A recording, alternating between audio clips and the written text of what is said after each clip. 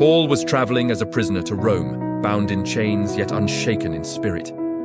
He was placed aboard a large merchant ship carrying grain across the Mediterranean. The harbor echoed with commands, creaking wood and flapping sails.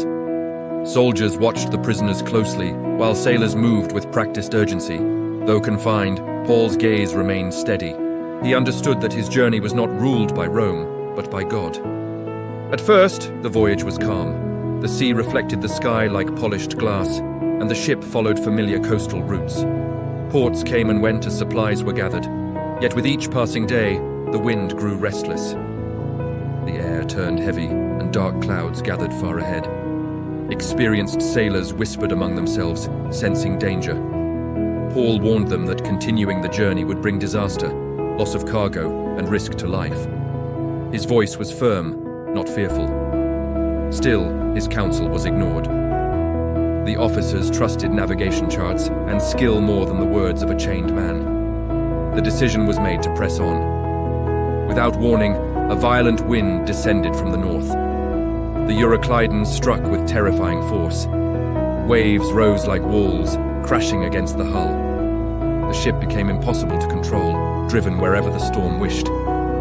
Sails were lowered, ropes snapped, and rain battered the deck. The sky darkened until day and night felt the same. For many days, neither sun nor stars appeared. Time blurred into fear and exhaustion. The crew threw cargo and equipment overboard, desperate to lighten the ship. Hunger weakened their bodies, and despair settled in their hearts. Even seasoned sailors lost hope of survival. In the midst of chaos, Paul stood firm. While others surrendered to panic, he prayed.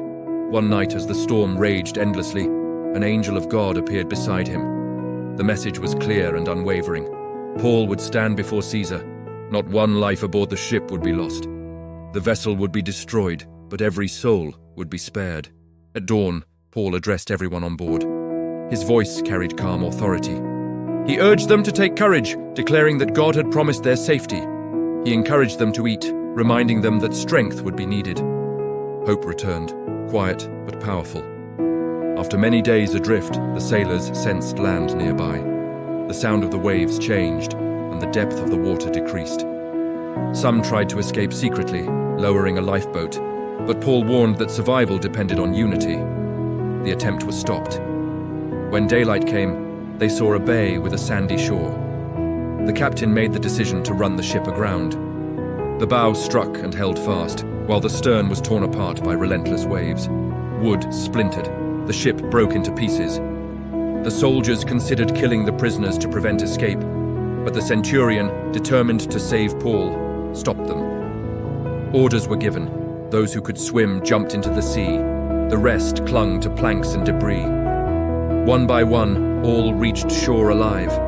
They had landed on Malta, cold, soaked, and exhausted. They were welcomed by the islanders, who lit a fire to warm them. There on solid ground, it became undeniable that God's promise had been fulfilled exactly as spoken. The shipwreck was not failure. It was fulfillment. In the storm, God remained faithful. When all seemed lost, hope carried them safely to land. If this story spoke to you, follow the channel and leave a like for more messages from the Word.